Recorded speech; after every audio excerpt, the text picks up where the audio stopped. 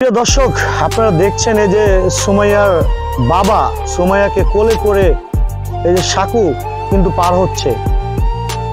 এভাবেই বাবা এবং মা সুমাইয়াকে প্রতিনিয়ত এই যে সাকুটি পার করে দেয়। আপনারা দেখুন এই যে এই যে খালটি, এই খালের উপর দিয়ে একটি সাকু বয়ে গিয়েছে। এই সাকুটি কিন্তু বাবা এবং মা পার করে ওপারে নিয়ে যায়, তারপরে তিনি কলেজে যেতে পারেন। আর তা না হলে তার কলেজে যাওয়া হয় না সেদিন। তো দর্শক, আমরা কিন্তু তাদের গল্প শুনবো আমাদের সঙ্গে। 5 বছরের মেয়েকে কোলে করে কিন্তু তিনি কলেজে নিয়ে যান মা। এইভাবে যে সাঁকো পার করেন, আমরা একটু তাদেরকে একটু দেখাচ্ছি।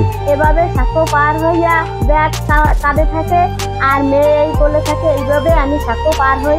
এ জায়গাতে আমরা ভালো করে একটা সাঁকো দিব, তার দেওয়ার মতন সামর্থ্য আমার নাই দিলে আমি কষ্ট করে পার হই। কারণ এত দূর পর্যন্ত আনছি, আমার আরো 2 সন্তান আছে, তাদের যদি মানুষ করে তখন ওর মনে কষ্ট লাগবে। এই যে সাঁকো পারাচ্ছেন, আপনার ভয় করে না যদি হঠাৎ স্লিপ কেটে পড়ে যান বা এরকম কোনো কিছু? ভয় তো ঠিকই হয়, কিন্তু মেয়ে তো আমার কলেজে নিতেই হবে, স্কুলে ক্লাস করাইতে হবে, কলেজে প্রাইভেট আছে, তারপর ক্লাস আছে। প্রিয় দর্শক, আসসালামু আলাইকুম। দর্শক, আজ আমরা এসেছি বাগেরহাট মোরলগঞ্জ কচ্ছু বুনিয়া গ্রামে। তো এখানে যে বোনটিকে দেখতে পাচ্ছেন, তিনি কিন্তু বিশেষ চাহিদা সম্পন্ন একজন নারী। তিনি পড়াশোনা করেন ডিগ্রি ফাইনাল ইয়ারে। তো আচ্ছা সুমে, একটু আগে আসেন, আপনাকে একটু দেখতে চাচ্ছি বা দর্শকরা একটু দেখুক। এই যে দেখুন তার চলাফেরা কিভাবে। এই যে সাঁকো পাড়ে কিন্তু তিনি কিন্তু 5 কিলোমিটার দূরে গিয়ে ডিগ্রিতে পড়াশোনা করেন। আচ্ছা, এখানে বসে সুমে কেমন আছেন বলেন তো? ভালো আছে, আপনারা ভালো আছে? আচ্ছা, ভালো আছি। আচ্ছা, এর আগে তো আমরা ধরেন সিরিয়াল ভাই আপনার গল্পটা নেইনি, একটু আপনার ছোটবেলা থেকে আপনার গল্পটা বলেন। আসলে আপনার যে এই যে অবস্থা এখন বর্তমানে আমরা দেখছি, হ্যাঁ, এটা কি আপনার জন্মসূত্রে কি এরকম? হ্যাঁ, জন্মসূত্রে। একটু জোরে বলুন, আর বলেন, আপনি আপনার মতন করে বলেন। আসলে হ্যাঁ, জন্মসূত্রে। হ্যাঁ। আচ্ছা, তাহলে আপনার এই শুরুটা যখন পড়াশোনা করতে যাওয়া হয়, মানে শুরুটা কি আপনার বাবাই আপনাকে স্কুল নিয়ে যেত নাকি আপনার মা স্কুলে নিয়ে যেত? আব্বুও নিয়ে যেত, আম্মুও নিয়ে যেত, দুইজনের সহযোগিতা ছিল। হ্যাঁ। এখান থেকে যখন প্রাইমারি স্কুলে নিয়ে যেত, প্রাইমারি স্কুলটা কতটুকু দূরে? এই তো 1 কিলোমিটার হবে না। 1 কিলোমিটার হবে। তো এই 1 কিলোমিটারের পরে যখন প্রাইমারি গন্ডি পেরিয়ে হাই স্কুলে যেতেন, সেটা কতটুকু দূরে?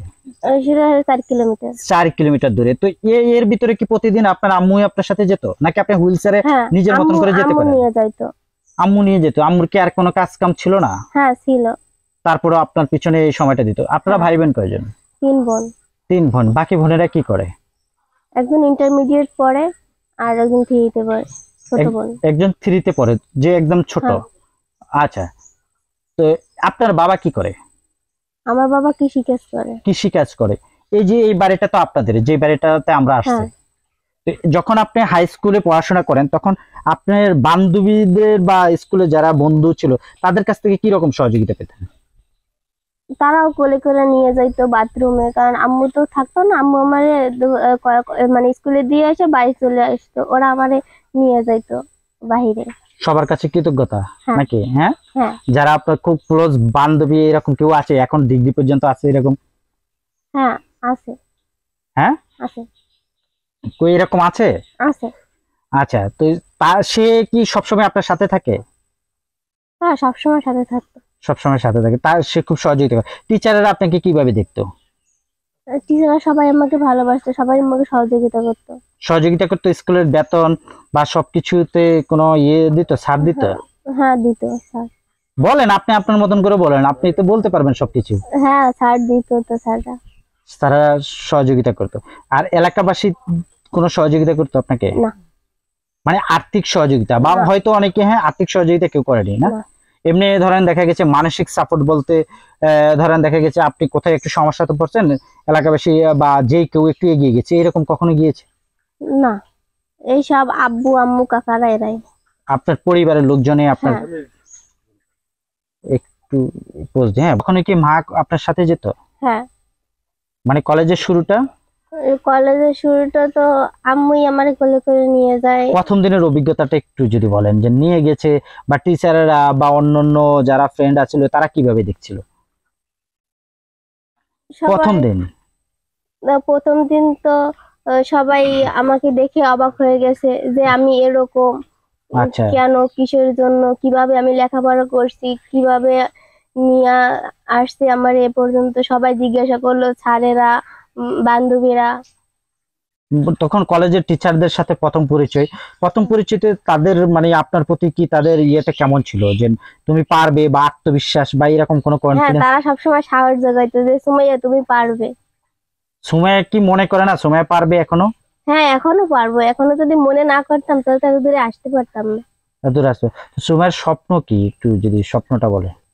আমার স্বপ্ন একটাই, যে আমি একটা ব্যাংকে চাকরি করব। ব্যাংকার হওয়া? হ্যাঁ। আচ্ছা, অনেকে তো অনেক কিছু হতে চায়, বা ব্যাংকার হওয়ার স্বপ্ন কি, কাকে দেখে? মানে কেউ কে দেখে না, ফ্যামিলিটা মধ্যবিত্ত, তারপর বাবার তেমন আর্থিক অবস্থা নেই, ঘর দুয়ার নেই। যখন একটা ব্যাংকে চাকরি করতে পারবো তখন একটা হাউস লোন নিতে পারবো, নিজেই বাড়ি তৈরি করতে পারবো লোন নিয়ে। এজন্য স্বপ্ন সুমাইয়ার বেশি না, মানে একটা বাড়ি তৈরি করবো। আর সুমাইয়া বলছে সুমাইয়া মধ্যবিত্ত, কিন্তু আমরা দেখলাম সুমাইয়ার ঘরের বাড়ির পরিবেশ দেখে সুমাইয়া একদম দারিদ্র ফ্যামিলির। মধ্যবিত্ত নাকি একদম দারিদ্র? হ্যাঁ, দারিদ্র।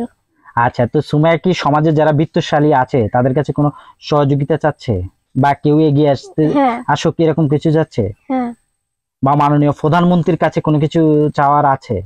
হ্যাঁ, লক্ষ্য করলাম আপনি কিন্তু অনেকে দেখলাম এই যে যারা শারীরিক প্রতিবন্ধী থাকে তারা হুইল চেয়ার দিয়ে চলাফেরা করে, বা অনেকের হুইল চেয়ার থাকে।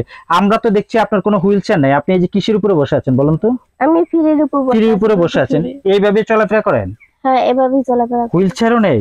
না, তো হুইল চেয়ার কেনার অর্থ নেই নাকি, কি বলেন তো না, একটু?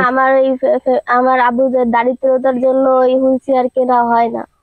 হুইল চেয়ার কেনা হয়নি, অনেক সময় মায়ের কোলে দেখলাম আমরা হ্যাঁ, চলাফেরা করেন আপনি আর কি। হ্যাঁ, হ্যাঁ, আম্মুর কোলে চলাফেরা করি। আচ্ছা, তো এই জন্য কি সমাজে যারা আছে বা কারো কাছে কোনো সহযোগিতা চাচ্ছেন কিনা আপনি? হ্যাঁ, বলেন, আপনি কার কাছে সহযোগিতা চাচ্ছেন, যারা সমাজের বিত্তশালী আছে বা আমাদের মাননীয় প্রধানমন্ত্রী আছেন, বা কার কাছে আপনি কি চাচ্ছেন, একটু আপনি আপনার মতন করে বলেন। মাননীয় প্রধানমন্ত্রীর মেয়ে পুতুল, সে তো অটিজম নিয়ে কাজ করে। তার আমিও তো তাদের মতন একজনই। সে যেন আমার দিকে একটু সুদৃষ্টিতে তাকায়। সুদৃষ্টিতে তাকায়। আর এমনি সমাজে যারা বিত্তশালী আছে তারা কি কোনো সহযোগিতা তাদের কাছে চাচ্ছেন? হ্যাঁ, হ্যাঁ, হ্যাঁ, সহযোগিতা চাচ্ছেন নাকি আমরা বলছি এই জন্য বলতেছেন? না, হ্যাঁ, চাচ্ছি, যে বলতেছেন তার জন্য চাচ্ছি না। আচ্ছা, আপনার ঠিকানাটা একটু বলে দেন। আমার আমার বাড়ি হচ্ছে বাগেরহাট, ময়ূরগঞ্জ, কচুবুনিয়া গ্রাম। বাগেরহাট জেলা, ময়ূরগঞ্জ উপজেলা, মোড়লগঞ্জ উপজেলা, গ্রাম কচুবুনিয়া, গ্রাম কচুবুনিয়া। কচুবুনিয়া। হ্যাঁ, তো আপনার এখান থেকে যদি মোড়লগঞ্জ যে হাইওয়ে রোড থেকে আসতে কিভাবে আসতে হবে একটু যদি বলে দেন। মানে অনেকে ঢাকা থেকে আসবে, বিভিন্ন দূর দূরান্ত থেকে আসবে, তারা আপনি যদি আপনার মতন করে বলে দেন মোড়লগঞ্জ হাইওয়ে থেকে কোনো রিক্সা হয়ে কোন জায়গার কথা বললে নিয়ে আসবে রিক্সাওয়ালা? প্রথমে ময়ূরগঞ্জ থেকে দবুকঘাটি আসতে হবে। হ্যাঁ, দুবুকঘাটি আসার পরে বলবো খালকুলা স্টিল ব্রিজ। খালকুলা স্টিল ব্রিজ, তারপরে তারপরে ওই জায়গায় দোকান আছে, দোকানে জিজ্ঞাসা করলে যে কেউ আমাদের বাড়ি দেখিয়ে দেবে। আমার আব্বুর নাম বলে রিপন হাওলাদার।